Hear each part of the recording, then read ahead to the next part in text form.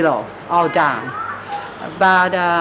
the V1 group is about 60% survive. Suana never radically improved, but she lingered on until the end of November. By mid-December,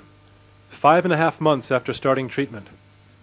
30% of the V1 patients were still alive. In July, Ms. Ankana had been bedridden and almost blind. คล้ายๆว่าเรากินอาหารได้น้อยมันเป็นฝ้าแล้วก็เป็นตุ่มอ่ะมันยังไม่ดีขึ้นเพราะมันยังพองอยู่ใช่ไหมแล้วก็ท้องเสียแล้วก็มันเป็นที่คอมันไม่มีแรงขาอยู่แล้วไงไม่มีแรงเลย A month later, in spite of a CD4 count of only 7, she'd gained a couple of kilos.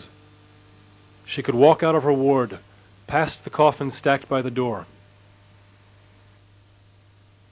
ก่อนหน้ามีวันก็เดินไม่ได้ก็นอนใช่ไหมแล้วเสร็จแล้วพอกินแล้วครั้งแรกมันก็ทรุดลงเหมือนกันทรุดลงประมาณอาทิตย์หนึ่งแล้วก็ดีขึ้นแล้วก็ทรงตัวอย่างเงี้ยบางทีเดินลุกขึ้นเดินไหว She still had a bit of oral thrush, but her open skin pustules had healed. ประมาณ2 อาทิตย์แล้วที่เริ่มตาเนี่ยตาเริ่มเห็น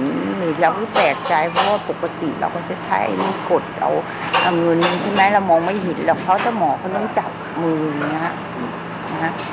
เสร็จแล้วมันค่อยๆหายขึ้นหายเป็นปกติตั้งแต่เมื่อไรไม่รู้ In mid-December, Ankana was functioning on her own, sharing a dormitory away from the main wards. Her vision was normal, her weight was stable, fungal infections in her mouth and throat were gone, and she'd had no recurrence of skin pustules. ยังไม่สั่นแต่นี่ สั่น2-3 เดือนแล้วขาเนี่ยแต่มันเบาเหมือนมันจะหายแล้วเสร็จแล้วมันก็เป็นอีก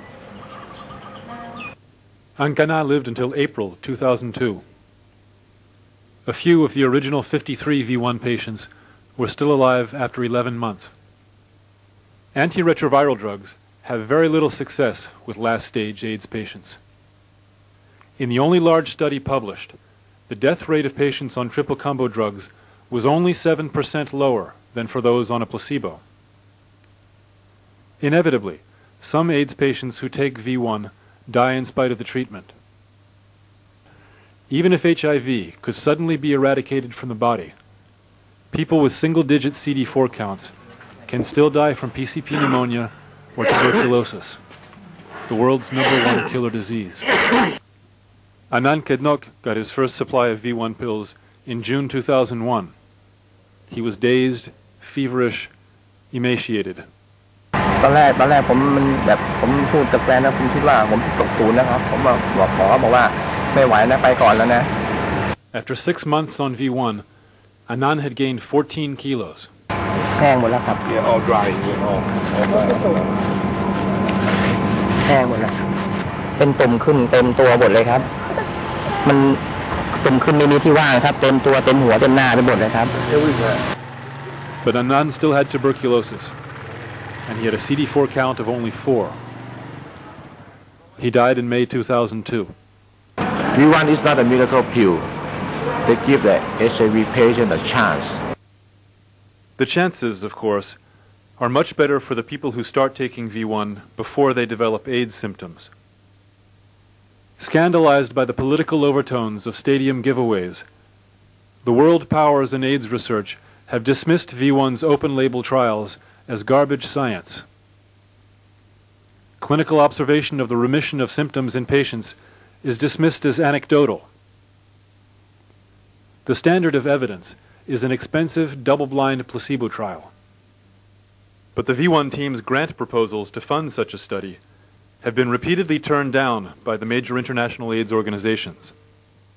We still have a lot of work to do. We are starting double-blind placebo trial to rule out placebo effect. We're going to test V1 as a preventive vaccine, but the clinical results we see every day are very compelling. With no evidence that V1 causes harm, people make their own choices. ทานข้าวได้ฮะครึ่งเดือนแล้วทานยานี่แล้วรู้สึกว่าเดินเมื่อก่อนนี้ยังไม่ทานยาจากนี้เดินไปที่รถกระบะนี่เหนื่อย ตาทั้ง 2 ข้างพร่ามัวแล้วก็มีอาการผื่นคันตามตัวแล้วก็อ่อนเพลียค่ะ ดีขึ้นค่ะไม่ต้องไปหาพบแพทย์ตามที่จังหวัดอีกเรื่องตาไม่พร่าไม่มัวแล้วค่ะชัดเจน Cure and proof are little words with enormous implications. By any objective standards, V1 Immunitor has yet to achieve either. But while Western AIDS researchers tout monkey studies and debate the benefits of a 30% effective vaccine that might be available 7 to 10 years from now, 55,000 HIV-positive Thais have already taken the world's first oral AIDS vaccine. And yet a year after the big V1 distribution events, not a single major American news organization has reported the phenomenon, even to call it a hoax.